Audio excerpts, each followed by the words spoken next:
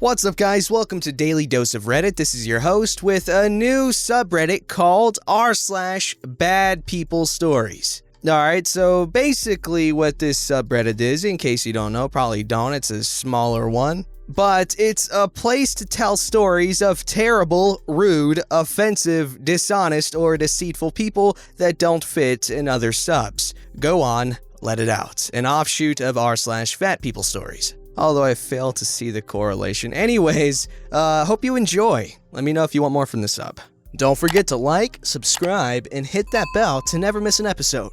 Alrighty, this story's called Friend Puts a Friend in a Wheelchair and Brags About It. I'm not good at writing, so please excuse me. In February of year 9, a friend of mine and another girl did something seemingly insignificant. It was after school, and me and the girl this happened to, let's call her Sam, were walking away from our dorm room. The girl we were friends with, let's call her Jess, was walking to drama club in the opposite direction as us. We had recently been in a petty fight with her that we thought we'd get over pretty soon. We were wrong. She walks past us with a friend from the year below, and we think nothing of it. Then all of a sudden, I'm being pushed forward from behind, and Sam is being pushed sideways. Jess is a rugby player, strong, and she knows it. Turns out she pushed Sam and me and ran away laughing. After getting a good distance away from us, she yelled, "Screw you!" I have horrible balance, so I toppled forwards onto my knees with little to no injury, only ripped tights and skinned knees. I get up and turn to help Sam. She's fallen sideways on a set of stone steps that go into the assembly hall. She's conscious and holding her head. There is blood pouring from a cut on the top of her head. I help her stand up and we just stare after Jess in shock for a moment. The school's chaplain pops his head out from the door where she had fallen. He said he heard everything that happened and took us inside the assembly hall while I called Sam's mom. The chaplain tells us that he'll handle telling the school what happened, and we wait at the front of the school for her mom to pick her up. She lives quite nearby, so it takes minutes. She picks her up and heads home. I make my way to the train station to go home and fill in our two other friends on what happened. They are both shocked and angry that Jess would ever actually do this, but we all aren't surprised. She was raised on the philosophy that violence solves everything. The next day, I wake up to the news that on the way home, Sam's mom had to call an ambulance for her, and Sam was now in the hospital with the right side of her body completely paralyzed. What I was told was that the left side of her brain had been damaged, so the right side of her body stopped working. I don't know if this is accurate, but that was what her mom told me. I updated our two other friends and made my way to school. I talked to my train buddies about what happened and was slowly growing angrier and angrier. When I got in, I went to our usual spot where we hang out, which is outside the assembly hall, but the indoor part, not where we fell yesterday. The chaplain walks past with Jess and she snarls at me. This girl was an animal. I turn up my headphones. He takes her into the hall. When she walks out, she is crying her signature crocodile tears, trademarked.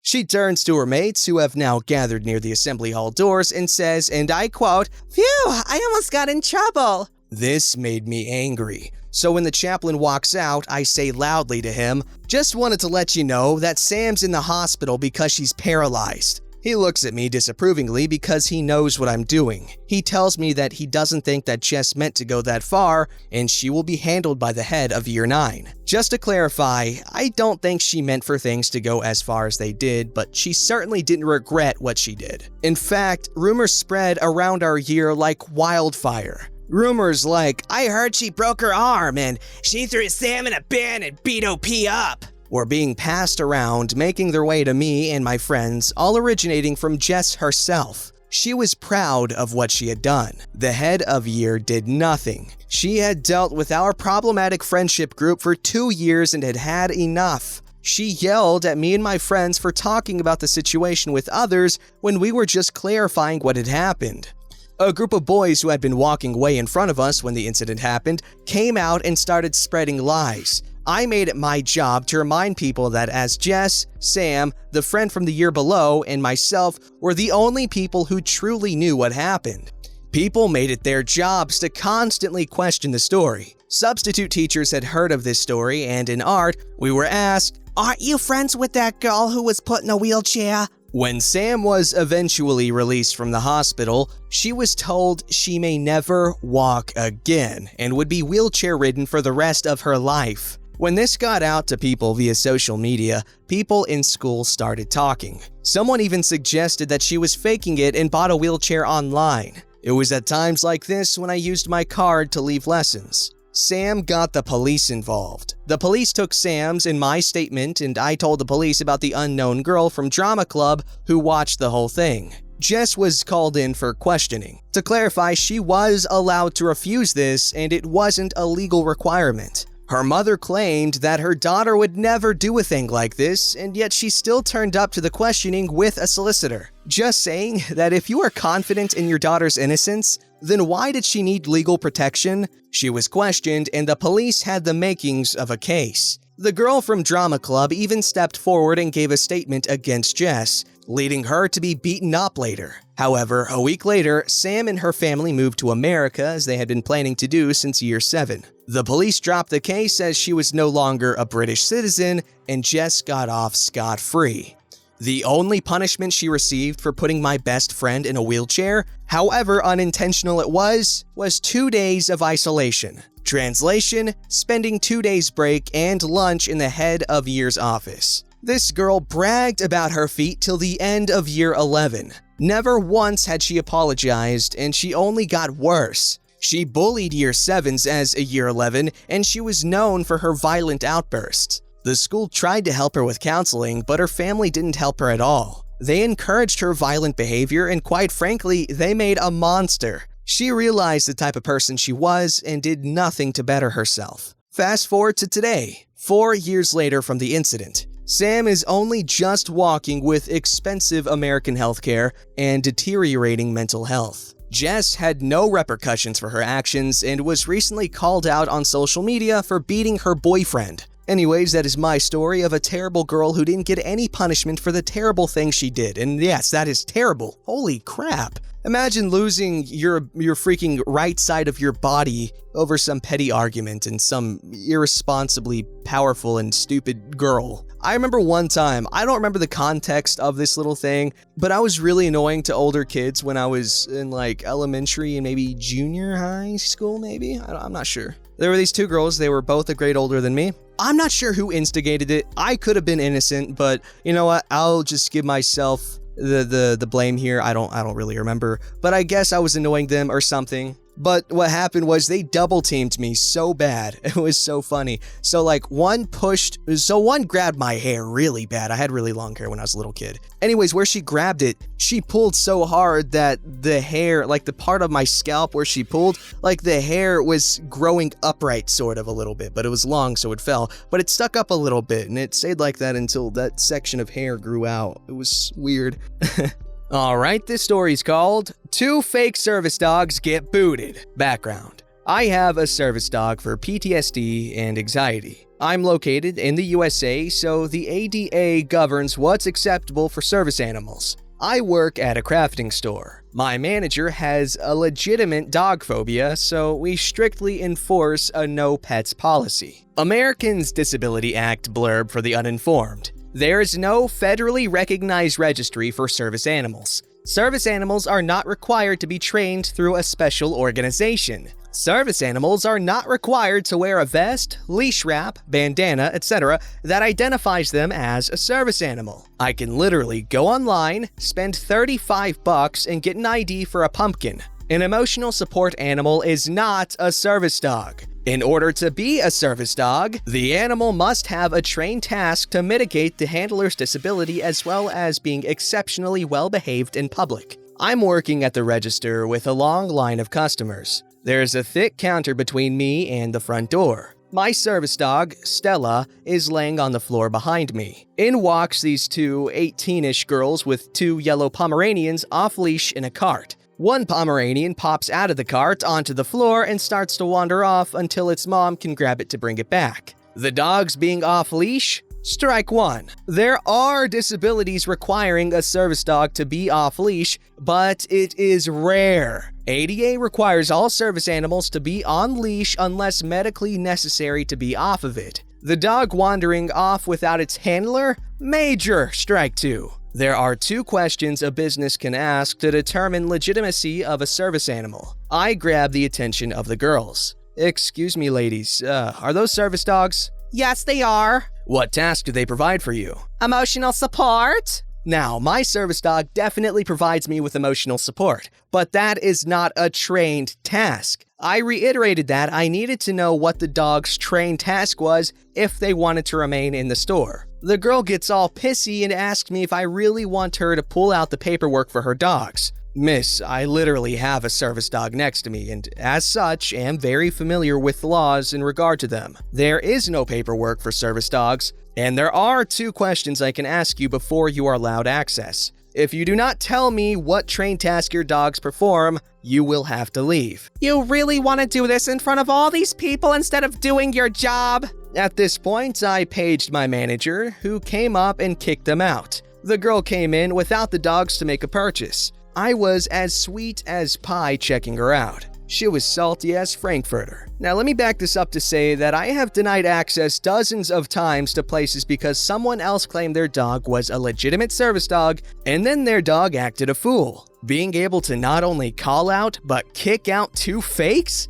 Freaking delicious. I feel like an idiot now because there have been multiple times where someone offered to pull their paperwork out for a service dog when I worked at a hotel so that they can avoid paying the pet fee that we had. I bet you I looked like a chump, or was this guy when I was being made a fool of? Come on, man. I'm kidding, it's obviously my fault. This story's called All She Wants Is Money. Here's a story about my aunt. We'll call her Ho because she's a deadbeat hoe. She never married my uncle, but they had 2 daughters together. Everyone thought the oldest daughter, who was 3, was autistic or something simply because she still wore diapers, couldn't talk, and wasn't well groomed. So my uncle died in a crazy work accident. He fell from the bucket of a cherry picker from 3 or 4 stories up. At the funeral, Ho admits to all of us that she's pregnant and it's not my uncle's kid. In our grieving state, apparently, we all forgave her, let her and her mom continue living rent-free in the house my grandpa was trying to flip in exchange for letting us still be in the kids' lives. So 6 months later, Ho has the baby and everything appears fine until one day the oldest daughter, remember she's 3, decides to pick up the new baby, go out the front door, and start walking down the street with little sister following. A neighbor witnessed this, had the kids come to her house, and called the police to do a well check on the house since a 3-year-old shouldn't be able to just walk out the front door with a newborn. Cops show up, get the kids, and walk them back to the house. Upon entry, both Ho and her mother are passed out in the living room, or what appears to be the living room. There is trash everywhere. You can't see the floor. Dirty clothes are piled everywhere. The girls' beds have holes in them. The back door is a blanket. There's roaches and rats, etc. The cops are baffled. The oldest daughter runs to the kitchen. A cop follows to see her scarfing down a very old bowl of cereal with chunky milk in it. Okay, it's time to wake the adults. They are obviously stunned to see the cops in the home and surprised to hear the reason for why they were called out. Police informed the women that CPS has already been called to pick up the kids and that if Ho wants to pursue getting them back, she needs to get the house up to code. She started off by trying to sue my grandpa since he owned the house. Once Grandpa explained to the judge and cops that she refused to let him on the property for the past 5 months, they let him off the hook. It was totally her responsibility to fix up the house. So one day while she was cleaning her bedroom, she found a secret box under the bed. Apparently, my uncle had started putting aside college money for his daughters. I think it totaled to $10,000 or more. There was even a note in the box stating what the money was for. What does Ho do? She takes the money and her boyfriend and they run off to Vegas. That was basically her stating she was surrendering her kids to the state, after which my grandparents immediately adopted. The newborn boy went to them and the 2 daughters went to my aunt. After 6 months of not hearing from Ho, she shows up pissed that grandparents are raising her son. She and her boyfriend plan a trick to get him back. they throw a bunch of shotgun shells, some used, some not,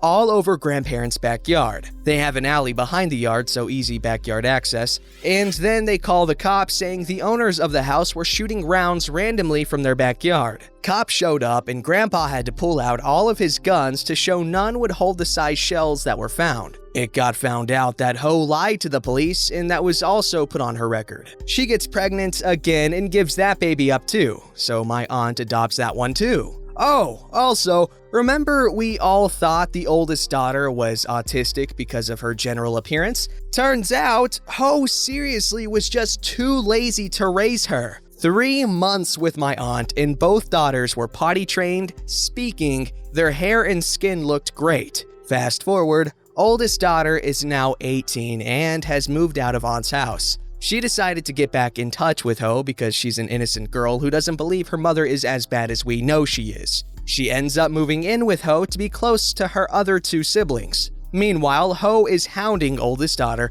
talking about how he probably has money put aside somewhere else for the girls. Like a CD maybe or something. Has her searching online for unclaimed money for him since Ho can't get the money herself, but of course, a biological daughter can. Someone confiscate this woman's ovaries, come on! And it's really sad when stuff like this happens, the whole daughter going back to her mom despite it not being a good idea. Obviously, we can understand wanting to meet your biological mother. However, living with her, man. Obviously get both sides of the story, but think of who took care of you and gave you a quality of life that above, living in your own filth, literally, in multiple senses of the word. This story's called, Friend is Happy Someone Got Modelo Virus. I have this friend that I'm currently very pissed off at for a comment they made earlier. Their significant other's sister is a nurse and unfortunately got the Modelo virus from working in the hospital. My friend does not like their significant other's sister for some reasons,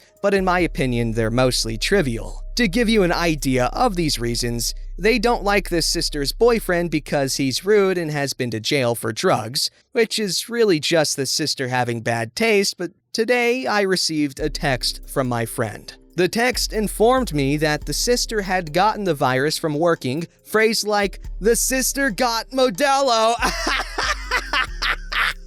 Subsequent text said another reason my friend didn't like the sister, and karma, bench. When I read these, I got so pissed off I didn't respond. I knew I was going to blow up on my friend and possibly destroy our friendship. Almost regret not doing that now, because I physically don't understand why or how someone could be happy that the person they love's sister has the possibility of dying. Not to mention my state's healthcare system is already struggling with the lack of nurses and doctors and all. They're happy that we're down one more vital healthcare worker. Yet, my friend constantly complains about how awful quarantine is, how much they wish it was over. I just physically can't understand people sometimes. I'm not crazy for thinking that's an awful thing to say, right? And no, you're not. However, that is because you are educated, and this guy is clearly ignorant to the facts regarding this whole pandemic. I said this a few videos ago. We were talking about how seriously people are taking the pandemic, and I was saying how in the beginning I didn't take it seriously at all. I was laughing at the face of what actually is a serious thing. And it's important that we own up to the stupid things we say. Like, oh, it's no worse than a common cold. And yeah, maybe for a lot of people, but also for a lot of people, it's a serious thing. And even if you get it and you don't show symptoms, you can spread it to someone who will show very bad symptoms and possibly even die. So my advice to you regarding this thing is instead of blowing up on them and ruining your friendship, which I'm sure you value, why don't you just talk to them and inform them as to why what they said was stupid and tone deaf, and just make them appreciate the seriousness of the situation that the entire world is in, essentially. It could get better soon, and hopefully it does. However, it could also get worse before it does get better. And so it's up to us to make sure that doesn't happen, because realistically, if everyone in the entire world stayed in their homes away from everyone else for 2 weeks, this entire thing would be over. But obviously that's not going to happen anytime soon, because a lot of people literally just can't afford to miss work. They can't afford to stay home. There are so many factors that go into whether or not people can respond correctly to this pandemic. Don't forget to like, subscribe, and hit that bell to never miss an episode.